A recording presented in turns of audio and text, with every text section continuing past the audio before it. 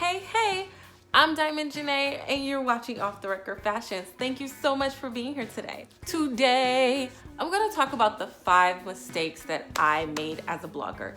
Yes, I am new.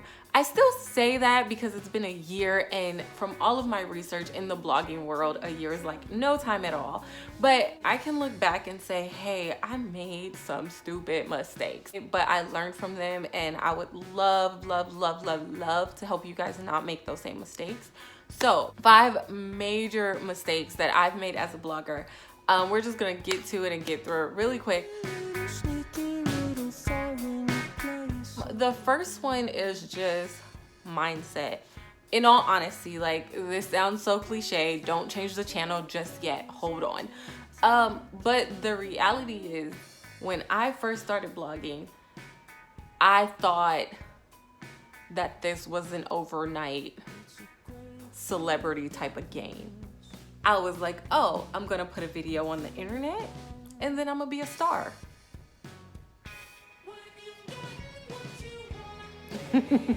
No, absolutely not. The reality is, this is work. You work to get content, you work to keep content. When you're starting out, most likely you're recording, you're editing, you're marketing, you're everything. And it does not happen overnight. It actually takes a lot of time for most people. I just wasn't prepared for the long game, to be honest. I would have had a long-term plan. I would have put forth I would have had a long-term marketing strategy. I would have had long-term content ideas, and I think that not having that has been a downfall. But being realistic, my mindset was not ready for the long-term game of being a YouTube vlogger. I was not prepared to stick it out this long, and I thank God for resilience, and I thank God for all these other YouTubers who are honest about it and who I could go and watch and be like, okay, it took them 10 years to do that, or okay, they did it in 5 years, or they were grinding and working for so long. Like, I love Patricia Bright, and I love Raven. I don't remember her last name, but they're 2 of my favorites, and just their honesty about the grind ahead of time and what they were doing and how they did it really helped me to calm down and get my thoughts together and prepare a little better to keep at it. The second mistake that I made was in how I market my page. And I'm gonna be very honest and say that I still struggle with this because now I know better. It's just finding the time to do better, because creating content takes time. Creating content needs to be, when you create content, you need to think it through. You need to have ideas prepared, but that takes a lot of time. I made the mistake of just creating a video and leaving it on YouTube and assuming that YouTube would just find me in the trenches of their millions of vloggers and millions of subscribers and be like, yeah, your stuff is hot. Let me pull you up and let me show you to the world. And that's not what happens. What happens is you have to actively promote your own stuff. I know this. I need to do better. You guys should hold me accountable for that. I sometimes do better and I fall off because this is a lot of work and there's a lot that goes into it before you even get to posting the video. So basically creating trailers or some kind of visual content to post on my social media pages is the better route to go, so that people can see it and say, oh, that looks interesting, let me go check it out. Whereas before, I would maybe post a picture and say, hey, check me out on YouTube, I'm cute and I like to talk to you, come see me. And people was like, yeah, but a lot of people cute and a lot of people on YouTube, so I'm good. For your sake to not make the same mistake, be very vigilant and proactive about putting yourself out there and allowing people to see what you have and influencing them to come look at your stuff.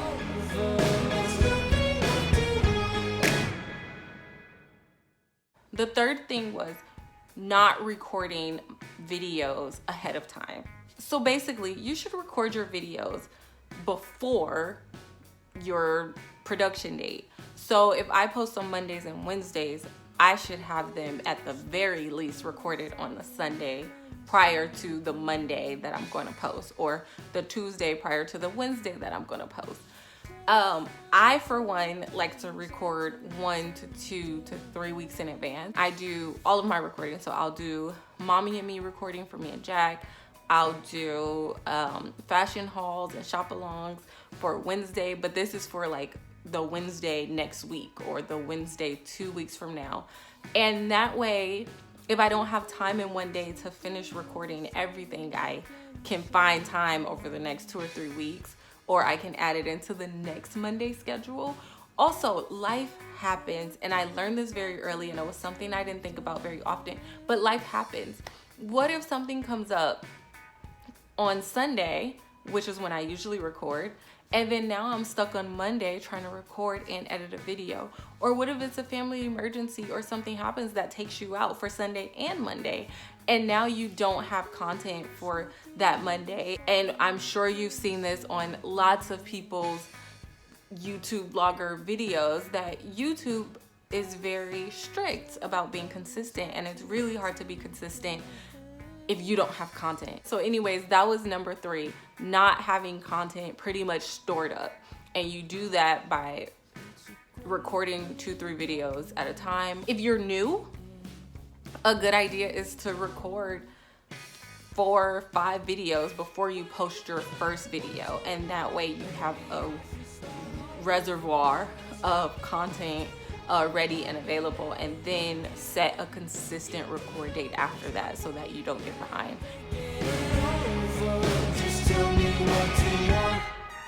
The 4th major mistake that I made was not planning.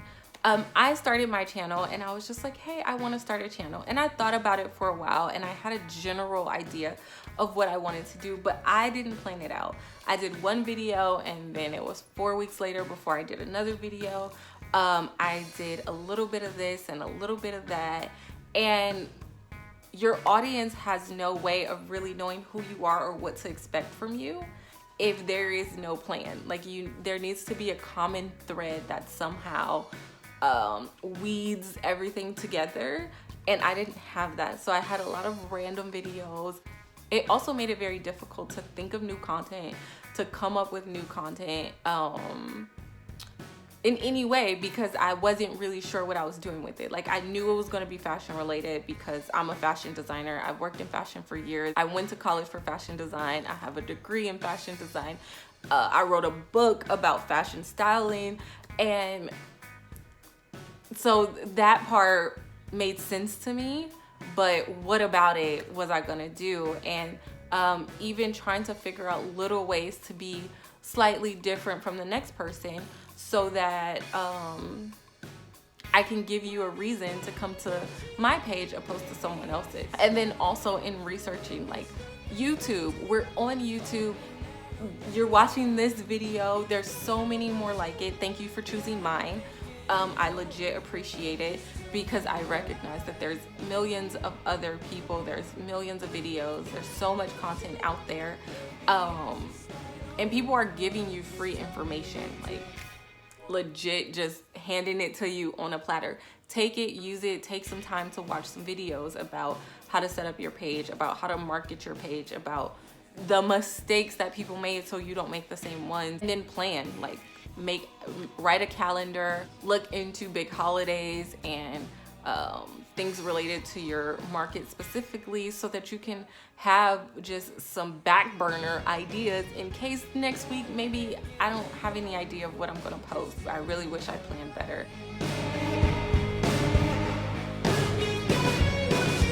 Number 5, absolutely never, do not do this. Do not pay for those services that says, I'll get you 500 subscribers for $10, or for 1,000 subscribers for $6. So I was a little desperate for a second, because it seemed like my channel wasn't growing, and I was like, oh, well, it's $5. I can try it. Like, it's $5. It don't work. So, okay, wait, let's be fair. It works until it doesn't.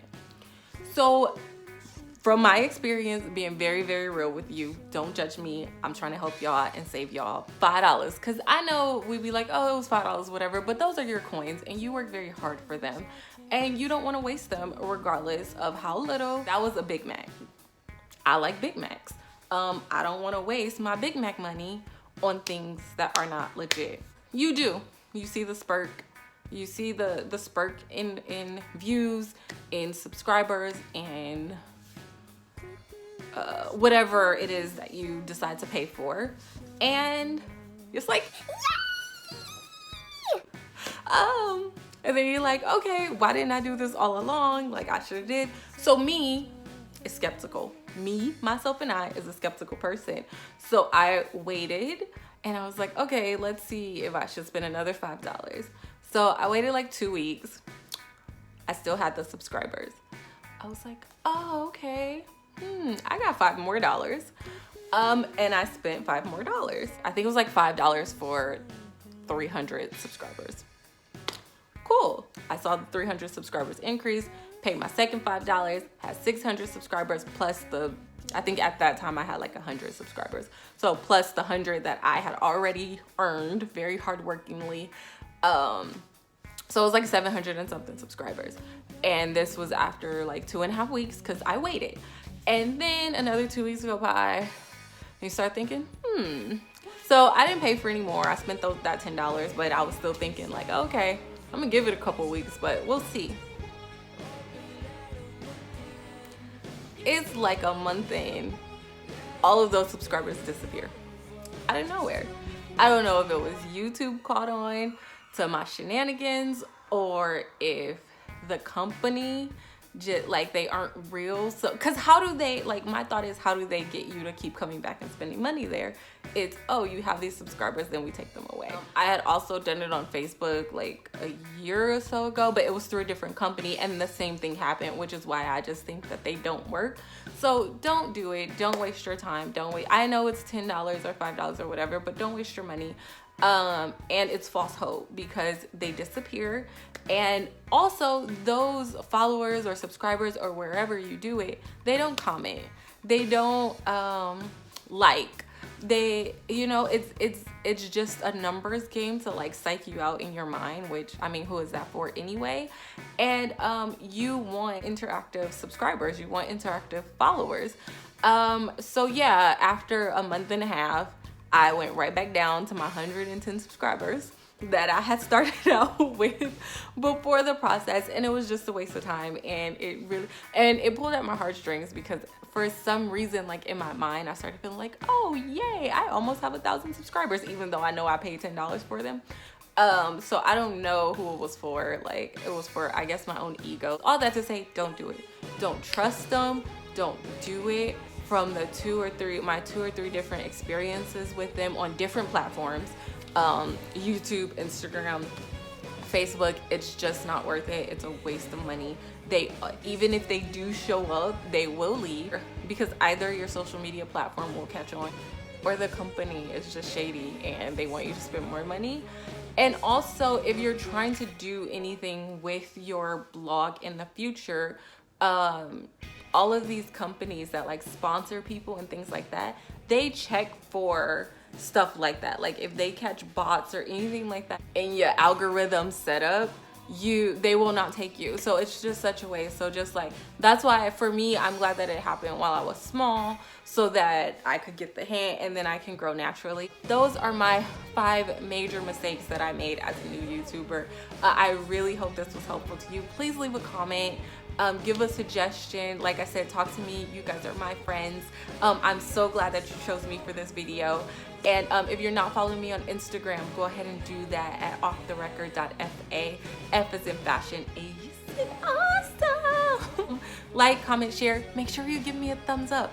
Like me. Thanks, guys. Bye. With a body like that, shawty, you should be famous.